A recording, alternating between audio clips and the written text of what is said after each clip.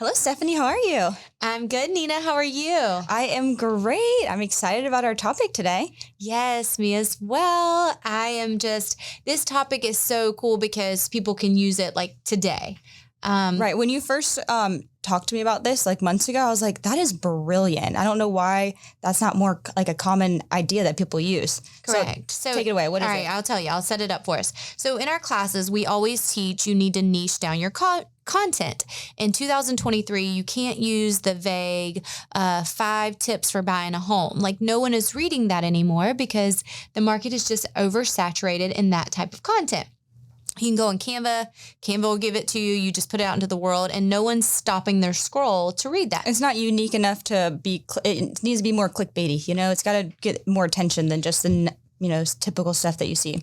Correct. And so I think there's 2 reasons that agents don't post more niched down content. One is they don't know what to post. And 2, niched down content does require a level of research. But once you have that knowledge, you have the knowledge forever. Mm-hmm. Nina has heard me quote certain marketing stats 2 years strong now, because once I initially have the knowledge, you can't take it away from me. Right. So I always tell people, spend the hour of creating niched content and doing the research. Right. Because even if you spend, an extra 45 minutes doing the research to do that more specific topic, if you reach 300% more of your audience, then that was time well spent. It was definitely worth the return on investment. So how do you find this niche content? What exactly are you talking about? You might be asking. So niche content is the questions that people are actually asking you on a deeper level.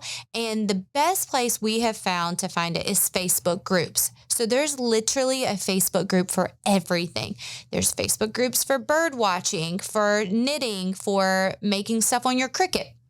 So we are obviously a part of a ton of real estate marketing groups and just real estate groups, because we want to see what real estate agents are struggling with. That is where we get probably 80% of our content, because we can go in there and see an agent is struggling with X. So as a marketing company, how can we solve it? Right. And we love that, like when you go to those Facebook groups, typically it's a real person with a real problem, not a business that's trying to say, hey, this problem exists and we can solve it for you. And then you get 15 more responses like that. It's great because it's real people with real issues that they're having and not all this like random schmuck on the internet. Correct. So what we do, and this is what we're going to teach you today, we're going to do it in real time here with you. Or not exactly real time, because we do have these questions beforehand, but we're going to show you what this would look like. So we've went into Facebook groups that we're a part of, and we've pulled off some questions from those Facebook groups, and then we're going to answer them for you. You can do the exact same thing through an Instagram reel, or if you like written content, you can create carousels using Canva. So follow along, and I think as you see us ask the questions and then give the answers, maybe some light bulbs will go off on how you can use this in creating great niched content that people will actually want to read. Right. And like quite literally any type of content. This it's a good way to just get ideas, whether it's for your email list that you send out a couple times a month, or it's an Instagram post, whatever it may be, even if it's just a good conversation topic. So you want to know stuff. It's right. Oh, I tell my husband these all the time. Like in the morning when we're getting ready, I'm like, let me tell you about this question I've seen on the internet, and here's the answer. So I will tell you this. Now the internet is also a wild place, y'all, as you know. We are going to give you the question, and then we're going to give you the most random, worst, wild answer that someone commented, and then we're going to give you our thoughts and answer. So let's dive in right with the first question. The first question is, I live in a new construction development that is still under construction. How can I get these buyers before they walk into the sales office? So she's an agent. She lives in a new construction neighborhood, but they're still building more homes, and people are, driving around her neighborhood wanting to buy there. How can she capture them? Someone on the internet randomly told her that she should go out in front of the sales office, sprinkle business cards all over the ground, and then hide in a tree. And when someone bends down to pick up one of her business cards, she should jump out of the tree and tell them that she could help them. Right. And I don't know if you would be physically fit enough for that. So if you're not, we have some other options, but I don't plan on climbing any trees to get more leads. I know, Nina. When I seen that, I'm like, this is the most bizarre advice. And I feel like he was serious because he commented more with additional ways to make. Is he trolling? Like, I don't he can't be. Maybe. And what's worse is that what if he does? Like, what if he's like, I would do that. I know, that's crazy. I would, if somebody jumped out of a tuxedo jumped out in a tuxedo, even if it was regular clothes, but the tuxedo makes it worse. Yeah. And was like, hi, I'm the man you're looking for. I would run. Right. So I wouldn't even live in that neighborhood. A lady did comment, and I loved her comment. It was she said, this actually happened to me. I was sitting outside in my yard and I seen someone ride by really, really slow looking at the unbuilt homes. I kind of waved them down and said, oh, are you looking for a home in the area? They said, yes. Well, I wouldn't do this part, but she did. She said, come on in. I'll show you my home. It was just built, a month or two ago. So she invited these strangers in. They weren't really quite looking for what her house was, but she gave them her card, and just recently she closed a house with them. So she was just looking for slow drivers to get people. But our advice would be to... We have different advice based on whether you have a strict HOA or not. So if you don't have a strict HOA, you could just put like a take one canister, like, some flyers in your yard or a nice sign. But we realize most people will have that HOA in these new construction neighborhoods. So our advice would be to surround the neighborhood with marketing, with different marketing tactics. So it might look like there's a restaurant a quarter mile from your neighborhood or the entrance of your neighborhood. Go there, see if they have a bulletin board. If they don't, become friendly with the staff there. Get to know them. Eat there regularly. Give them your cards. Give them your pens. Let them be your mouthpiece, because if people are out looking for a house, almost said a car, they might go there and eat. Make everything surrounding the entrance to your neighborhood, it doesn't matter what it is, make those your people. If there's a dog groomer right outside your neighborhood, that's your new dog groomer. Yeah, make your face familiar. Exactly, in the surrounding areas. If there's an opportunity for signage right outside the neighborhood, look for that opportunity. This one, it can be a little tricky and might not be like the tried and true most way, but if you can have a car magnet, I don't think a lot of HOAs can regulate that. So if you're able to have a car magnet, that's a good one as well. And you might can go a step further and you can say like, such and such, your Montclair neighborhood specialist. Mm-hmm. You can advertise for that. Another one is to enlist the help of your neighbors. Just like that lady that responded and said, oh, this happened to me. I seen them drive by slow. Ask your neighbors, hey, if you see anyone in the area looking at the vacant homes or the half-built homes, mm-hmm. would you be willing to be a mouthpiece for me and give out my card? Yeah, I feel it's why not utilize your neighbors, and then also you're still building relationships with your neighbors. It's a win-win, Right, yeah. They get to feel like they're on your team. You get to feel like you're on their team, and it builds a great rapport. So definitely leverage your neighbors. All right, let's move to the next question that we read on the World Wide Web, Nina. All righty, so the next question that we have is, you're 9 months in and you've started cold calling around just sold listings, and you've been having success getting a lot of emails to stay in touch, but you're not sure of how often to send and what you should be sending to them. So let's go through this one quickly because we have a whole thing on email marketing. Mm-hmm. But I would say the basis of my answer would be value-packed emails twice a month and focus heavily on the local neighborhood predictions and the local neighborhood activity. So anything that's just sold, people are nosy. So if a house is sold and it closes at 3 p.m. and you're somehow able to get that email out at 7 p.m. that evening, knock your socks off. Have it templated, have it ready, and then all you have to do is hit the send. People want to be the first to know in their neighborhood. Mm-hmm. So that would be our biggest one. Twice a month, value packed, get it out as quickly as you can when there's been a sold, pending, or new listing. Yeah, absolutely. And we have a whole podcast on, email marketing. So we're not going to spend a lot of time there, but wanted to still answer that one. Okay. The next question. I would like to hire someone to take over SEO and content creation, as well as possibly doing some local commercials. I would need to start small, then work my way up to a more robust marketing. What should I be looking for in a content creator? Your girl here is a former content creator. So this question, I was like, we're definitely having this one.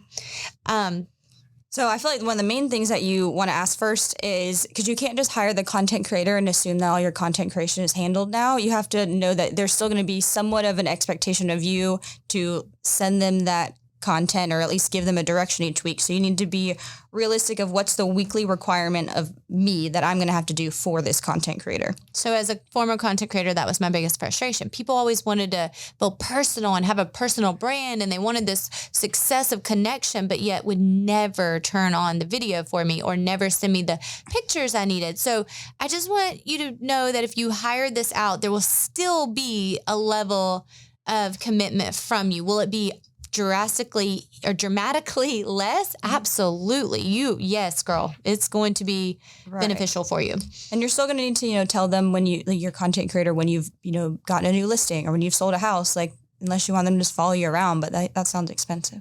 The next thing I want you to think about when hiring a content creator is think about, are they an expert on the platform that your ideal client exists on? So if you find someone and they are an expert on Instagram, I find this is the most common combination. They're an expert on Instagram, but your ideal client is actually over on Facebook, which is very typical in real estate. That is a typical combination. So you find someone, they're killing the Instagram game, but yet you really need to be over on Facebook. Is that the best hire for you? So that's definitely something I would think about. And that kind of also brings back to, you want to make sure that they're good with or experienced with local SEO. It doesn't really matter if they're good with, global SEO. You're going to be focusing mostly in your surrounding area, obviously, in your selling area. So make sure that they're well-versed on how local SEO works. Because it is a different ballgame. Okay, and this is my other one because I see this quite frequently in marketing groups. When you go to hire a content creator, I see people complain about this. I was going to hire such and such as my content creator, but they only had 400 followers. Well, yes, because they're a content creator, not an Instagram influencer or a Facebook influencer. So I think people get those confused. I think they think content creators should have a massive following, which really is the opposite, because if they're spending so much time growing their following and putting all that is required to grow a following, that's taken away time from you. So don't be, like Nina used the word spooked. Don't be spooked by a low follower count in the content creator you hire. Right. Words are hard today. All right, let's move on to the next one. Nina, I'll let you read that one. All right. So it feels like whenever a listing isn't selling, the seller wants to blame the agent for not having enough open houses or for not promoting the property enough. But I know that the reason it's not selling is because the price is too high. So how do you communicate with the seller about how to adjust the price or that the price is too high? Oh, it's a good one. So we filmed a reel on this. This will come out after the reel has been published. We believe that you should systemize this conversation of a price reduction in your listing appointment. Mm-hmm. And you're like, I know it's too late, but just hear us out on this part. Hear us out. Because you're like, I've had the house listed 7 months now, or probably not that long, but 4 months. And now it's too late to tell me to do this in the listing appointment. You're exactly right. But just still hear our advice. We want you to call these, come up with a word. We use the word red point trigger. And you tell the client during the listing appointment, there are 4 things that are going to trigger a red point, or you might call it a price reduction conversation with you. And you lay out the trigger points that will set you up for that. So we say if you have 8 showings, no contract, 14 days without a showing. 14 days without a showing, 30 days, no contract, or if 3 agents give you the feedback it's priced too high. If one of those 4 triggers happens, then that triggers from you a price reduction conversation.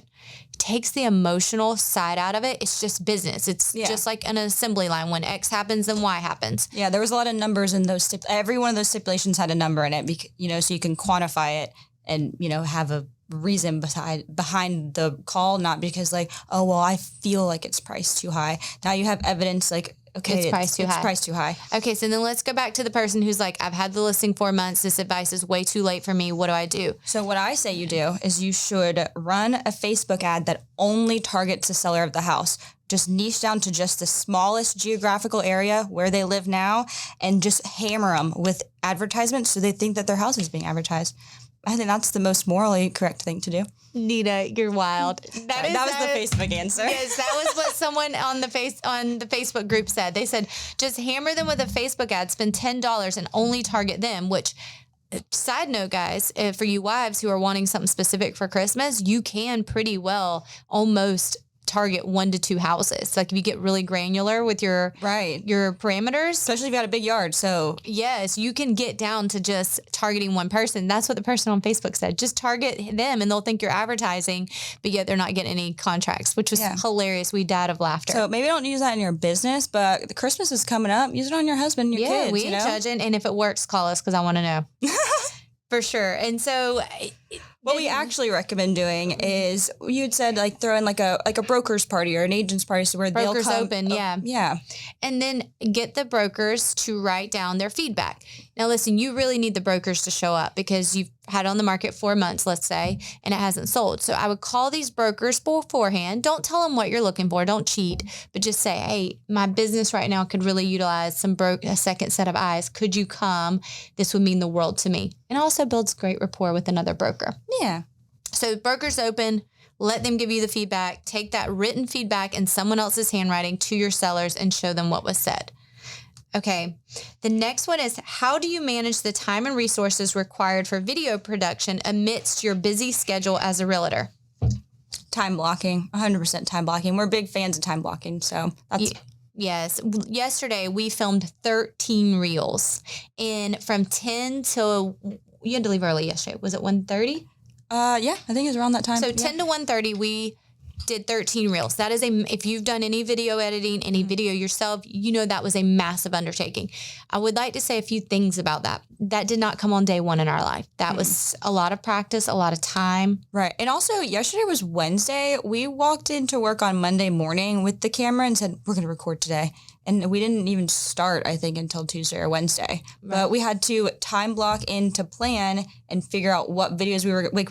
One day we time blocked our week and we realized this is where we're going to have time to do it. And instead of spending so much time trying to get 1 or 2 videos each day, we were able to block it out and we were knock out 13 in just a couple hours. Yeah, we are covered on content until August 23rd. So we have over 2.5 weeks of content because we have some with B-roll. Outfit changes, baby. Oh yeah, get it, girl. We showed up, showed out. I'm just kidding.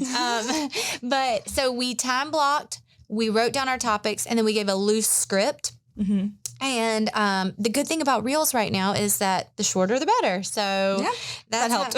Absolutely. The next piece of advice is to hire a video editor if you need to and you have the finances. I know this won't fit in everyone's budget. Video editors are relatively cheap. I mean, we've gotten it down to knowing how to video ours, so I don't have to do a lot of editing. Yeah. But if you do, just send it off. Yeah. I mean, it doesn't have to be too complicated of a video either. So you don't need to get some super fancy video editor, just someone that can do in a shorter period of time what would take you a very long period of time. So if they can expedite the process for a small fee, the fee's probably worth your time. For sure. The other thing I say as a woman, if you've already got to do your hair and makeup for that day for something else, that is the day to video. Definitely, work harder, not smarter. And then what we did to come up with, we did 13 topics, which is a lot. It was part of our content calendar, but we also went back through and looked at carousel and written posts and seeing what performed well in writing.